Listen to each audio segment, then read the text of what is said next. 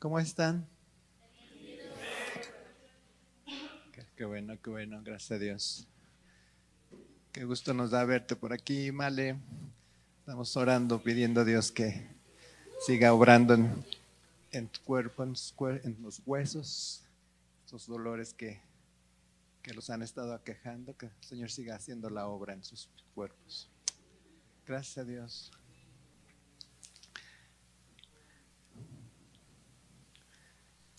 Como lo comentaba el pasado viernes, a partir de hoy vamos a comenzar a estudiar los domingos por la mañana la epístola del apóstol Pablo a los romanos.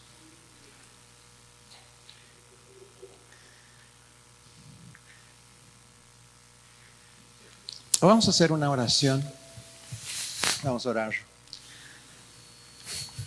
Gracias, Dios, te damos en esta hora por la oportunidad que tú nos das de estar aquí en tu santuario.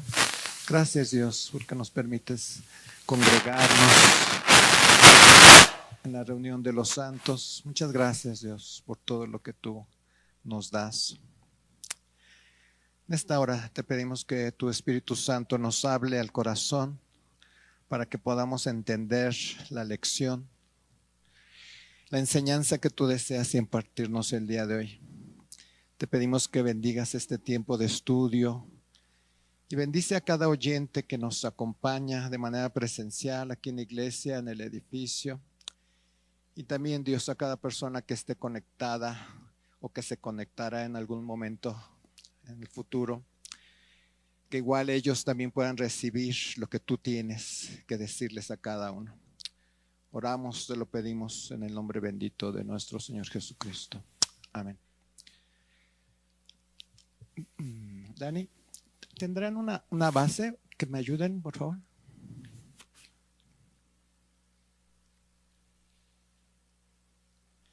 Apenas hace 8 días, Hugo nos decía o les decía que nuestra reunión de hace 8 días era como un gran banquete. Y ya luego precisó, bueno, un buffet donde cada quien tomó o tomaba lo que quería. Así que podía servirse. Muchas gracias. Gracias, Robert.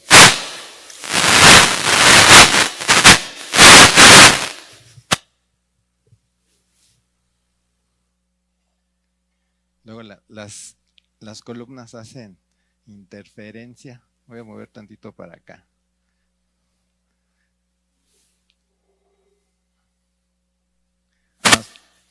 No, pues no. No son las columnas. Gracias a Dios. Y entonces él comentaba que podíamos tomar lo que gustemos. Pero en esta hora o a partir del día de hoy, yo les digo que estén listos, están preparados para un gran banquete. Y si usted no es de manjares, igual usted puede decir, yo para qué quiero un manjar si me puedo deleitar con unos ricos y sabrosos tacos de suadero. Bueno, pues piense en esos tacos de suadero, en lo que más le agrade, lo que más le guste. O sea, la intención es que a partir de hoy vamos a comenzar este estudio de la epístola de Pablo a los romanos. Y créame que va a ser delicioso. Va a ser alimento a su alma, un manjar para su corazón en estos próximos domingos que vamos a estar hablando de esta epístola. Creo que muchos de nosotros estamos muy familiarizados con uno de los capítulos de Romanos. Y incluso ahorita si yo voy a comenzar a mencionarles algunas partes, cómo inicia ese versículo, y estoy seguro que usted puede continuarlo y puede terminarlo. por ejemplo, y bueno, y de hecho no sé si se esté ya imaginando a qué capítulo de Romanos me estoy refiriendo. Muy conocido, muy conocido. ¿Alguna idea? ¿Alguien que quiera dar un número? Capítulo 8 de Romanos. Es un deleite ese capítulo en particular, y como vamos a estar viendo toda la epístola. Si yo digo, ahora pues, ninguna condenación, los que no andan, sino, y si el espíritu de aquel que levantó de los muertos a Jesús mora en vosotros, el que levantó de los muertos a Cristo Jesús vivificará también vuestros cuerpos mortales por su espíritu que mora en vosotros. Este versículo desde el año pasado me cautivó, me prendió, y dije, si ese espíritu que resucitó a Jesús de los muertos está con nosotros, ¿cómo no hará todo? ¿Cómo no hará ese proceso de transformación en nuestras vidas? Otro, pues tengo por cierto que las aflicciones del tiempo no son comparables ¿con qué? Con la gloria venidera que nosotros ha de manifestarse. Otro, y de igual manera, el Espíritu, ¿qué? Nos ayuda ¿en qué? En nuestra debilidad. Pues, ¿qué hemos de pedir como conviene? No lo sabemos, pero intercede por nosotros como con gemidos indecibles. ¿Quién nos separará del amor de Cristo? ¿Tribulación? ¿O qué? ¿O angustia? ¿O persecución? ¿O hambre? ¿O desnudez? ¿O peligro? ¿O espada? ¿Qué dice el versículo 37? Antes, en todas estas cosas, ¿qué dice? ¿Somos qué? Más que vencedores por medio de aquel que nos amó. Si estos versículos no son una delicia para sus oídos y para su alma, tenemos que hablar. Al terminar la reunión tenemos que hablar. Si estos versículos que acabo de leer no significaron nada para usted, tenemos que hablar al final, ¿ok? Bueno, vamos a ver la carta a los romanos. Voy a pedir si pueden poner la primera diapositiva, por favor. El libro de los Romanos trata con la pregunta, ¿cómo puede un Dios justo recibir a un hombre injusto y permanecer incambiable o flexible o inflexible con el mal? Es una gran pregunta que vamos a estar resolviendo en estos días, en estos domingos. Vamos a ver, el punto de vista de Dios es vívidamente presentado. Él no está desilusionado ni engañado de lo que el hombre es en realidad. Antes expone una justicia para un hombre injusto. La pregunta, ¿cómo puede un hombre injusto hacerse justo? Es enteramente contestada de una manera teológica y práctica en el libro de los Romanos. En las reuniones de oración me he permitido comentarles, y por cierto les hacemos una cálida invitación a nuestras reuniones de oración. Cada vez hay más brasitas, más brasas que hacen el fuego, y ustedes saben que mientras más hay, pues ahí se siente, como que se siente más el fueguito, ¿verdad? Se siente más el calor. Los seguimos invitando a nuestras reuniones de oración, tanto del viernes como del martes. Martes en la mañana, viernes en la noche. Les he estado comentando que me propuse o entrar en un plan de leer toda la Biblia en un año, pero no la estoy leyendo. la estoy escuchando. Ahora, en lugar de leerla, la he estado escuchando, y en Nueva Traducción Viviente, en YouVersion, ha sido para mí un gozo escuchar la palabra de Dios, porque incluso le ponen énfasis a la narración. O sea, les decía a los hermanos el viernes, cuando estaba escuchando la historia de José, todos los problemas que tuvo con su familia, y luego cuando se reconciliaron, créanme, se me salieron, me corrieron las lágrimas de mis ojos. Y les digo que normalmente lo he estado aprovechando cuando estoy haciendo algunos ejercicios que me han mandado para mi rodilla, y ha sido un deleite estar escuchando. Y yo lo que les he recomendado, que todavía estamos a 28 días del año, todavía puede iniciar un plan como estos. Igual, o sea, tal vez a veces se nos dificulta el leer, andamos de aquí para allá, puede escucharlo, pero eso sí, o sea, procure hacerlo, no, obviamente no cuando tal vez vaya manejando. O sea, si va en transporte público tal vez es mejor, y si siempre es la misma rutina, que no tenga que estar poniendo atención a dónde va, o lo que tiene que hacer, es un buen momento para que también preste atención a lo que está escuchando. Y en estos días cuando nosotros vemos los capítulos, bueno, los primeros dos libros de la Biblia, lo que es Génesis, lo que es Éxodo, vemos cómo el hombre simplemente no da una. O sea, para pocas palabras, Dios pone los medios y el hombre se vuelve otra vez al pecado. Dios, incluso en la historia, por ejemplo, de Noé, cuando destruye la tierra, todos solamente quedan una pareja de cada especie de animales, y la familia de Noé, pensando que con eso va a tener una buena respuesta, y al poco tiempo ve a los hombres haciendo la Torre de Babel. Es la decadencia del hombre, el estado, la condición del hombre siempre de continuo al mal. Y eso ha sido la historia.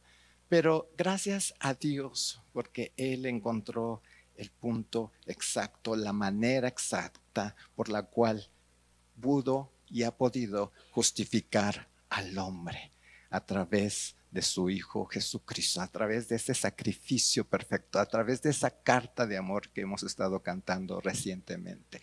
Es la manera con la cual Dios proveyó para que el hombre pudiera ser justificado.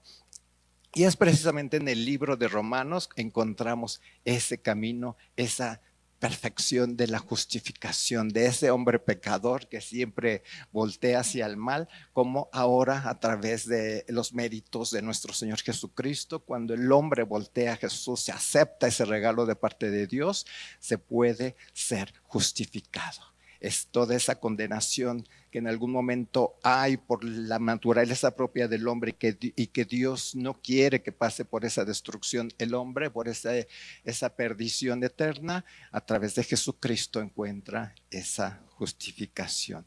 ¿Cuántos le dan gracias a nuestro Señor Jesús por ello? Si gusta darle un aplauso, darle esa ovación a nuestro Señor por lo que Él ya hizo. Ahora, la influencia, la siguiente, por favor. La influencia del libro de Romanos en la historia de la iglesia es indiscutible. Es aquí donde mayor énfasis se da a la justificación del pecador por la fe. Esta carta ha influido el pensamiento de grandes hombres de Dios como Martín Lutero, cuya inspiración para iniciar todo lo que fue la Reforma Protestante tuvo su origen en un versículo, o en una frase de un versículo. ¿Y sí saben cuál fue? Ya las tienen ahí en la pantalla. Mas el justo por la fe vivirá.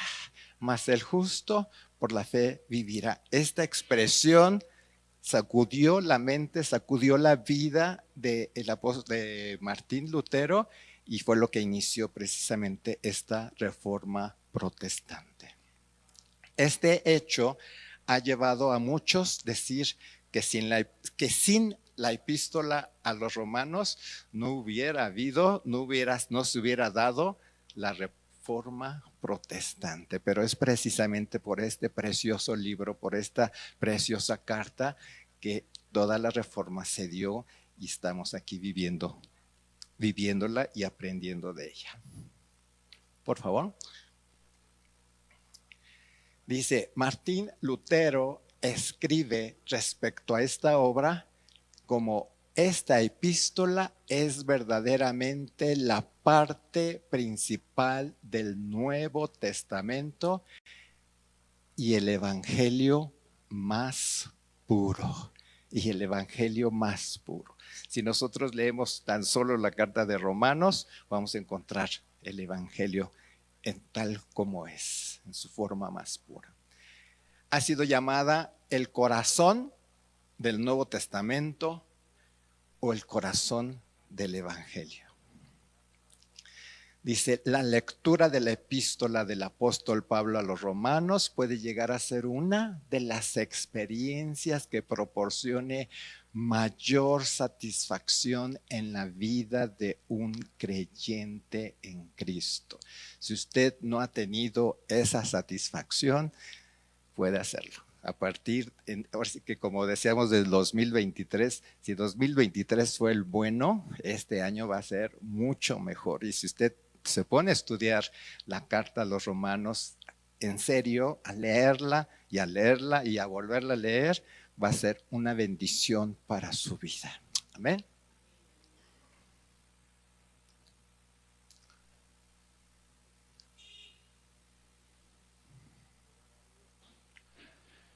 William Newell ha escrito que Romanos es el evangelio y cada cristiano debe hacer por lo menos un esfuerzo por conocer bien el libro de Romanos, porque le proporciona una base sólida para su fe. Si usted quiere tener bases sólidas para su fe en lo que cree, tiene que leer el libro de Romanos. ¿Ven? ¿Lo va a leer? ¿Lo va a leer? Bueno, ahorita ya tiene 2 tareas. ¿Se recuerda cuál fue la primera? Empezar a leer la Biblia y estar leyendo Romanos simultáneamente. ¿Ven? Otro comentarista ha dicho, la influencia decisiva que la carta a los romanos ha tenido en la historia de la iglesia es sin duda indiscutible. Grandes avivamientos como el de los tiempos de Juan Wesley en Inglaterra han comenzado con el estudio de Romanos. ¿Cuántos creen que es Dios el que nos está llevando a estudiar esta hermosa epístola?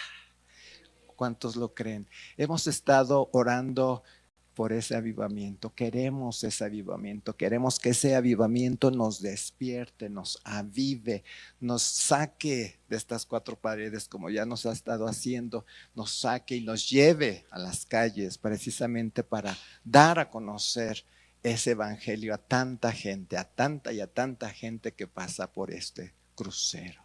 Es el momento. Insisto, si el 2023 fue el año, fue el bueno, este va a ser todavía mucho mejor. Ahora, ¿quién escribió la carta a los romanos? Vamos a ver qué dice la siguiente lámina, por favor.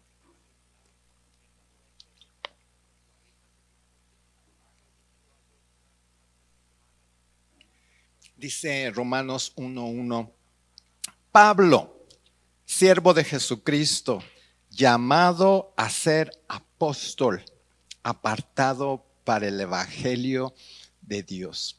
A mí en lo particular, no sé si lo han notado, me encantan cómo se introduce Pablo cuando escribe una carta.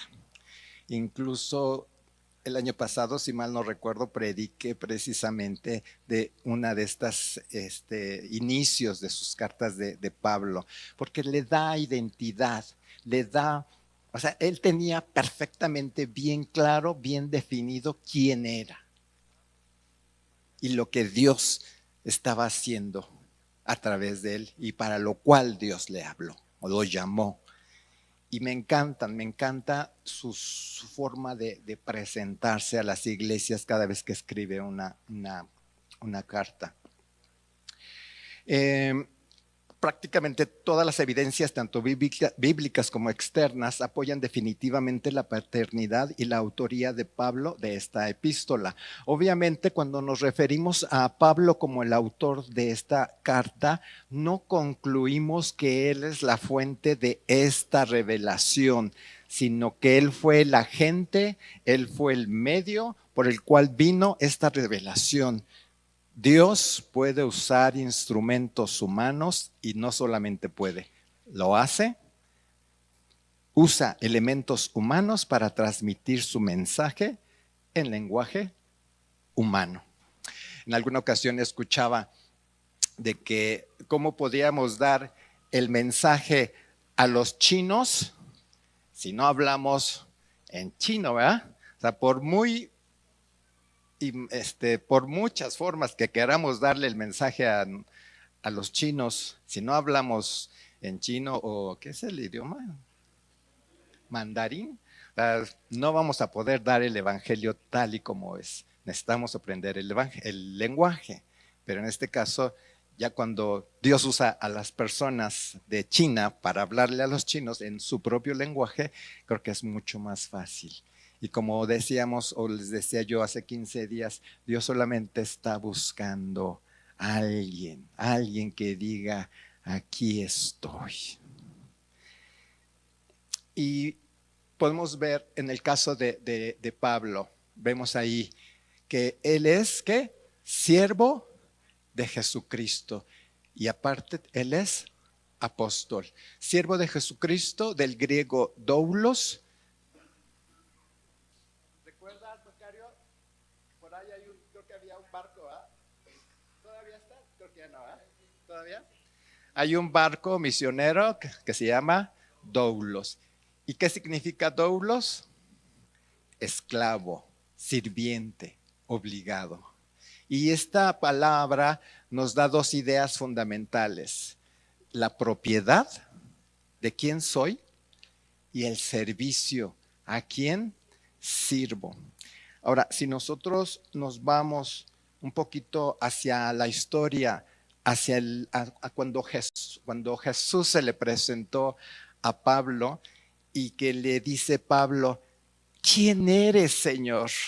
Y le responde Jesús, yo soy Jesús a quien tú persigues. Dura cosa te es dar coces contra el aguijón. Él, temblando, Pablo, y temoroso, dice a su Señor, ¿qué quieres que yo haga? ¿Qué quieres que yo haga? ¿Qué quieres que yo haga? ¿Cuántos de ustedes están dispuestos a decirle a su Señor, ¿qué quieres que yo haga? Dice aquí, el patrón de vida para el esclavo. ¿Son esclavos? Bueno, se los dejo. Patrón de vida para el esclavo. 1. Debe de conocer la mente del amo. 2. Debe hacer la voluntad del amo. 3. Debe de seguir el ejemplo del amo. 4. Debe aceptar servicio sobre servicio sin quejarse. Y último, no debe esperar favores especiales por su obediencia. Si usted en algún momento hace algo que le pidió el Señor, no, después de que lo termine, no diga, ahora necesito yo pedirte algo. No, de eso no se trata. El esclavo está solo y solamente para servir a su amo. Ahora, la parte del apóstol, del griego apóstolos. ¿Qué significa apóstol? Uno enviado como mensajero, un misionero. Apóstol. Ahora, si vemos, si regresamos al versículo 1 de 1:1 de Romanos, que dice Pablo, siervo de Jesucristo, llamado a ser apóstol, apartado. Llamado y apartado. Parecieran ser dos simples palabras que están antes y después de lo que es un apóstol, pero estas dos palabras son más que significativas. Llamado, apóstol llamado, es un llamado eficaz que lo separa para una tarea específica.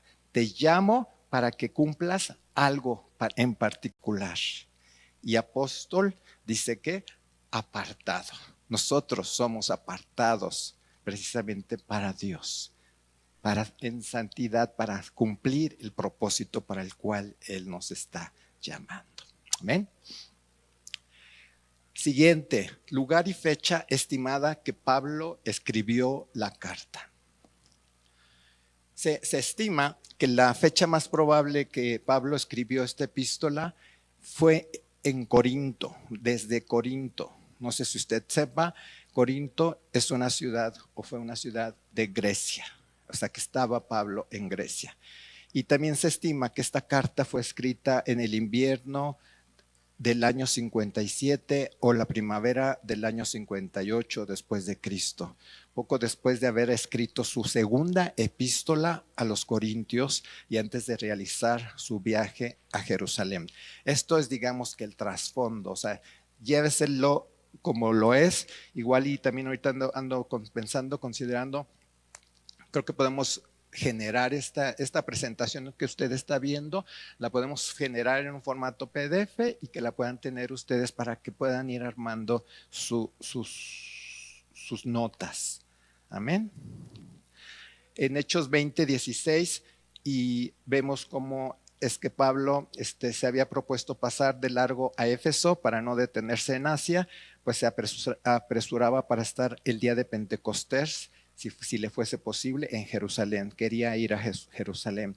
Luego en Romanos 15, 24 y 25 dice, cuando vaya a España iré a vosotros, porque espero veros al pasar y ser encaminado allá por vosotros, una vez que haya gozado con vosotros. Mas ahora voy a Jerusalén para ministrar a los santos. Entonces, precisamente en ese intervalo de fechas o de estancias entre uno y otro lugar, es que Pablo escribió esta carta a los romanos. Ahora, ¿cuál fue el motivo de la epístola?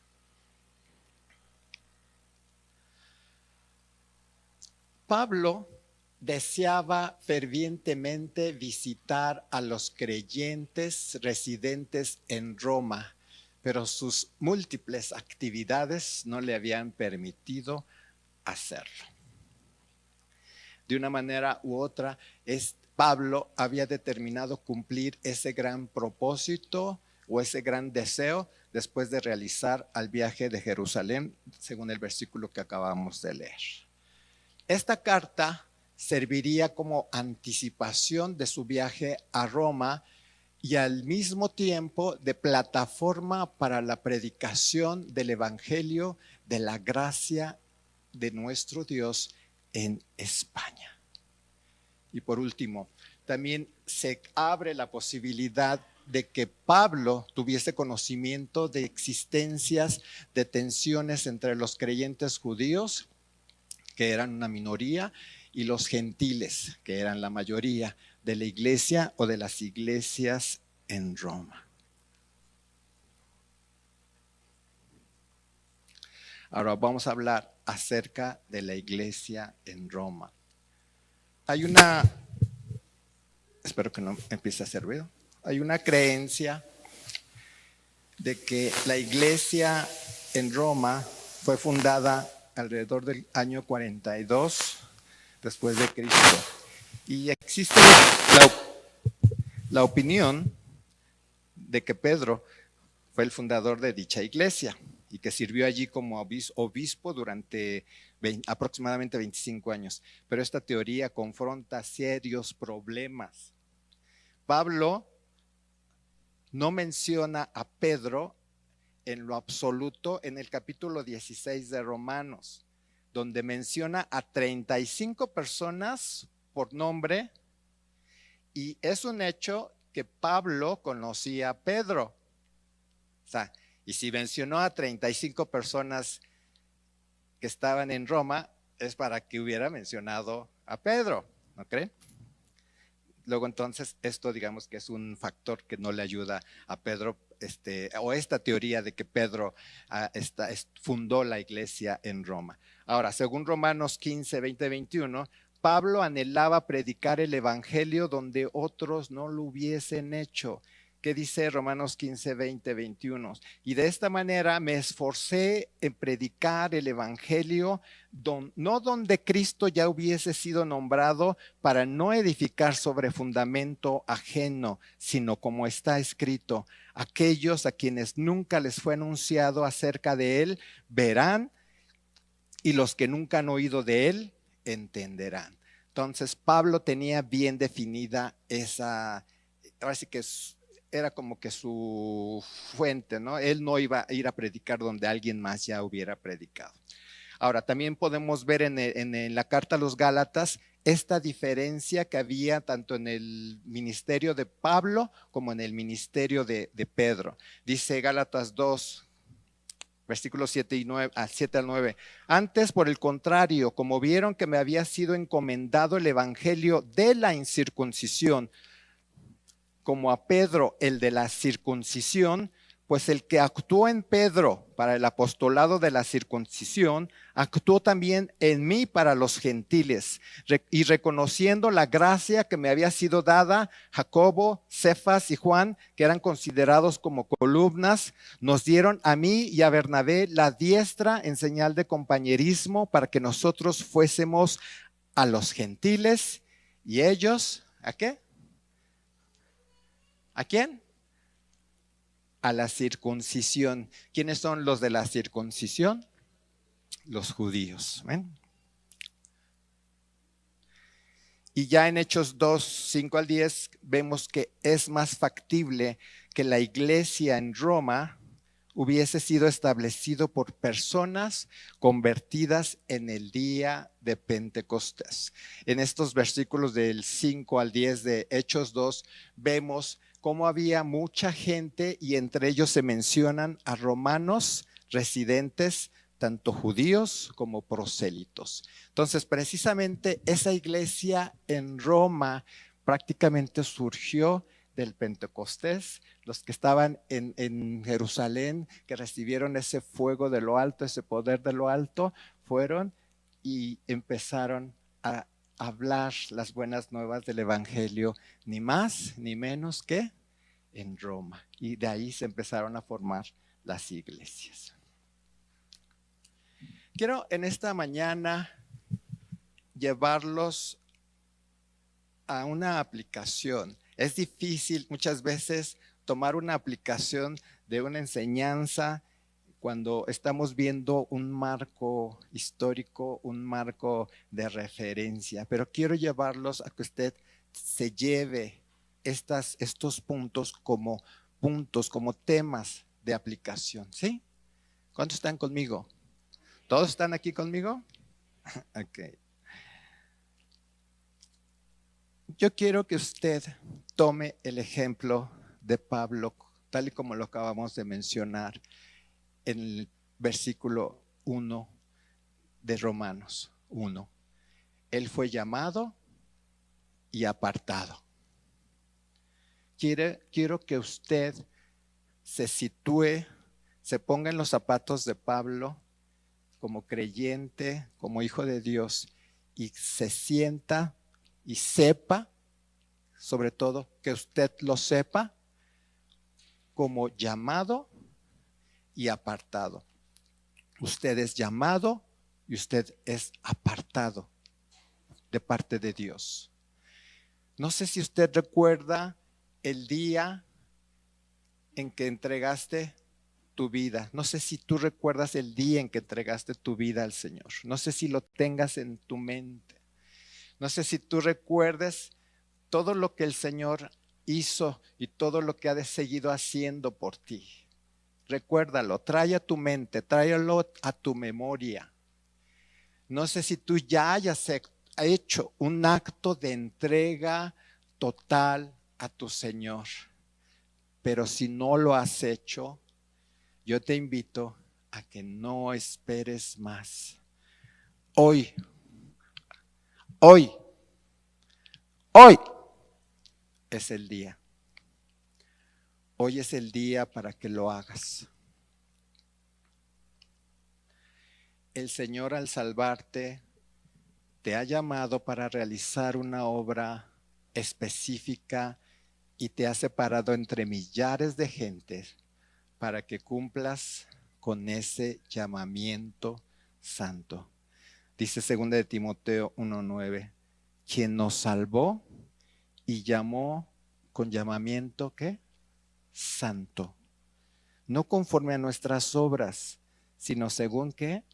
Al propósito suyo, al propósito de Dios. Y la gracia, esa gracia que Él derramó en nuestras vidas, nos fue dada en Cristo Jesús desde antes de los tiempos de los siglos. Tú has sido predestinado desde antes de la creación del mundo para ser llamado, para ser apartado. Es momento, si no lo has hecho, es momento en que tú entregues completamente tu rendición al Señor. Ya entregaste tu vida, ahora Él quiere que tú hagas lo mismo que hizo Pablo y que le digas, ¿qué quieres que yo haga? ¿Qué quieres que yo haga, Señor? Muchos ya han respondido este llamado, muchos ya han respondido, aquí estoy, envíame a mí, pero tal vez es el momento, es la hora que yo quiero que tú también te confrontes a ti mismo y digas, si no lo has hecho en este día, en este mediodía, lo hagas de corazón. Vamos a hacer una oración.